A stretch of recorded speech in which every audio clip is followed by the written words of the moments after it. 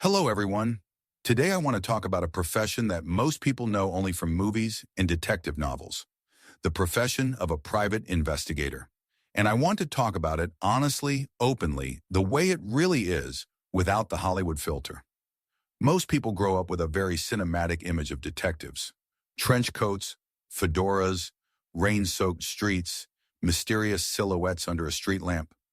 Or, on the opposite side, high-tech agents with fancy gadgets, hidden weapons in their cars, and endless action sequences. Reality is nothing like that. It's quieter, slower, a lot more patient, but also deeper, smarter, and far more interesting than you might imagine. Before I moved to the United States, I always knew that if I ever got the chance to start my life over, the first thing I would try was becoming a private investigator. It wasn't some dramatic childhood fantasy, just a quiet, persistent curiosity. The idea of solving puzzles, understanding people, seeing the world from angles most people don't notice, it always pulled me in. Back in Eastern Europe, I checked job listings for private investigators just to see what they required.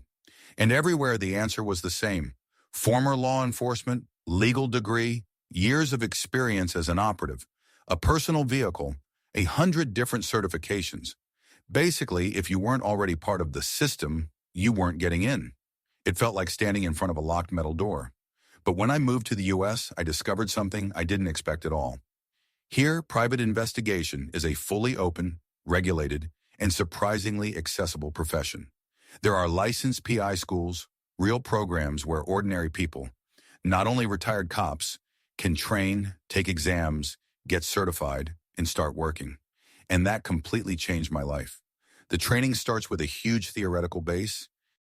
Laws, privacy regulations, federal and state specifics, civil versus criminal cases, how evidence works, what you can and cannot record, how to handle clients, how to work with attorneys, how to write proper reports. Psychology, too. Lots of it. Because being a private investigator isn't about the gear. It's about people, understanding motivations, reactions, fears, habits. And then comes the practical part, and that's where things get real. The number one skill in this profession isn't shooting or fighting or even hacking. It's surveillance. The ability to observe without being observed, to stay invisible without hiding, to blend in so naturally that you become part of the background noise of everyday life. They teach you how to position your car so you can see the entrance of a building without standing out. How to choose clothing that nobody would ever remember. Neutral jeans, neutral shirt, neutral shoes. You need to look like someone who could have walked past your target 1,000 times without leaving a single impression. One of the first rules I learned absolutely shocked me. If you accidentally make eye contact with the subject you're watching, you're off the case for 2 weeks. Why? Because psychologists say the average person can remember a stranger's face for about that long, and surveillance is all about not being remembered. Now let's talk about equipment, because this is where movies lie the most. No, private investigators in the US do not walk around with guns strapped under their jackets. No, we don't have Bond gadgets or hidden weapons in car bumpers. The typical PI arsenal is boringly practical. Tiny audio recorders, discrete cameras, a good smartphone, sometimes a dash cam or a long lens camera. That's it. And the tech is wild today. I've seen cameras hidden inside coffee cups, inside water bottles, inside a rock, a key fob, a phone charger, and yes, inside a shirt button. My first undercover job used exactly that, a polo shirt with a tiny lens built into a button. No one notices, no one suspects. And the footage is surprisingly good. There are micro recorders smaller than a matchbox that can record audio for an entire week consistently. A week. And there's reversible clothing, jackets you can flip inside out to look like a completely different outfit. A simple turn down an alley, flip the jacket, and you visually become a new person. Most investigations, though, begin in the same place, online. OSINT, open source intelligence. It's incredible how much you can legally learn about someone using only the internet. Social media, public records, business registrations, online footprints, property databases. When I first realized how much information people leave behind without noticing, I became 10 times more careful with my own accounts. People often ask, can you hack into a webcam? Can you bug a house? Can you listen in on calls? Technically, anything is possible. Legally, no. That's the realm of federal agencies, not private investigators. A PI works strictly within the law, and violations lead to heavy fines, lawsuits, or total loss of license. Surveillance work itself is often less glamorous than you think. Sometimes the most effective tool is simple human interaction. Want to know where someone lives? You don't need magic. You knock on the neighbor's door and say, "Hi, sorry to bother you. I'm trying to deliver something for John Smith. Does he live here by any chance?" People answer. People help. Most of the time, they don't even think twice. Now about threats, because yes, they happen. I once interviewed a man for a case. He knew I was a PI, knew I was coming. Everything seemed normal. And then suddenly he walked to the kitchen, returned holding a kitchen knife, stood in front of me and started yelling, "You're going to write exactly what I tell you. Nothing else." This happened early in my career. And in moments like that, adrenaline hits you like a truck. But staying calm, talking him down, keeping your voice steady, that's what saved the situation. The biggest myth from movies is that PI work is filled with fights, chases, danger. No. If things escalate to physical conflict, you already made a mistake. A good investigator stays invisible. Nobody should even think about confronting you. Some cases were incredibly heavy, emotionally speaking. I once worked an investigation involving the death of a child. It's the kind of case you never fully forget, even if you try. Most clients, though, are not dramatic individuals seeking revenge. Most are corporations, insurance companies checking fraud, businesses monitoring employees suspected of leaking information, companies watching competitors. And then there was my very first undercover assignment. I was 20. My wife, according to the cover story, was a woman I had never seen before. She was 33, but our fake IDs said she was 24, and I was 26. We had to enter a specific location and record everything with the hidden camera in my shirt button. I remember standing outside the building, hands slightly shaking, thinking, this is it. This is the thing I dreamed about, and now it's real. Another country, another language, another identity, and me living it for real. It was terrifying and incredible at the same time. Let's continue with something that plays a huge role in investigative work. Human physiology and behavior. Because whether it's an interrogation, an interview, or just a casual conversation, lying is always stressful, always. Even skilled liars can't fully hide the body's automatic reactions. When someone lies, their body slips into a mild fight-or-flight mode. Their heart rate increases, their breathing changes rhythm, muscles tighten, micro-gestures shift. Sometimes a person sits down and does a very noticeable exhale, like, phew. It's not relaxation, it's pressure escaping. Dry mouth is extremely common. They lick their lips more often. They swallow harder. If there's a cup of water on the table, they'll reach for it more frequently. But I always repeat this one rule. None of these signs prove anything. Not one. They're only hints, puzzle pieces. A private investigator doesn't jump to conclusions because someone blinked too fast or scratched their nose. Those Hollywood lie detection tricks are just entertainment.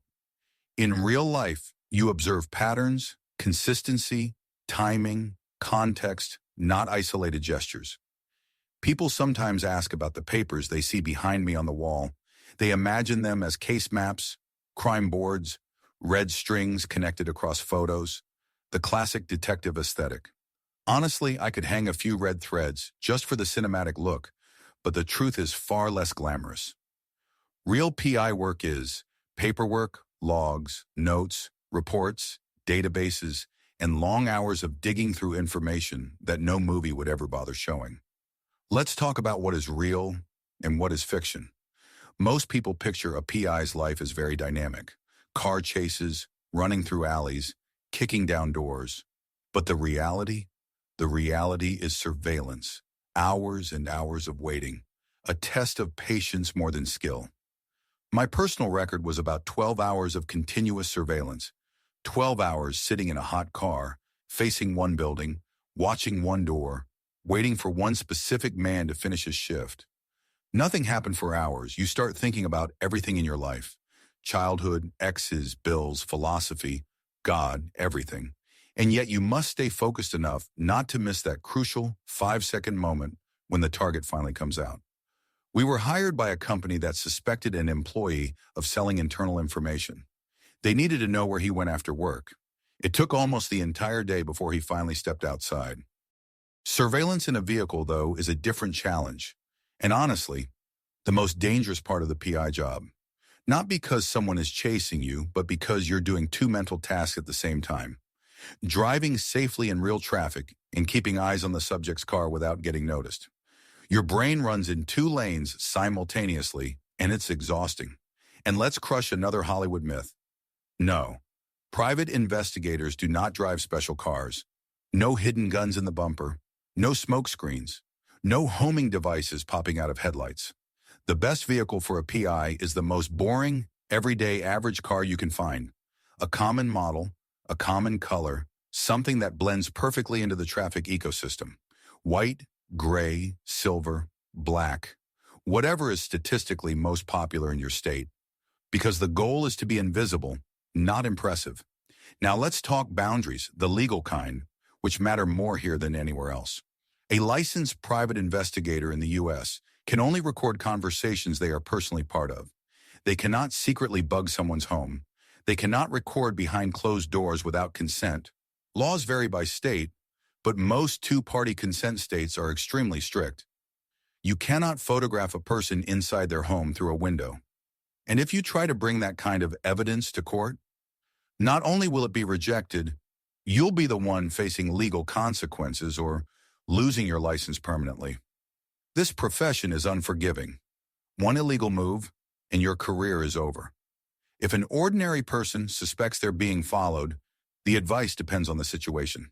If you're in a car, use your mirrors. Pay attention to whether the same car appears behind you through several turns. Change your route. Make an unexpected turn, pull into a gas station, circle around a block. If the same car repeats your movements, you have a reason to be cautious.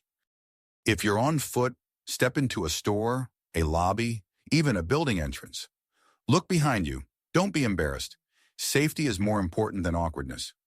I do not recommend approaching someone and asking, "Are you following me?"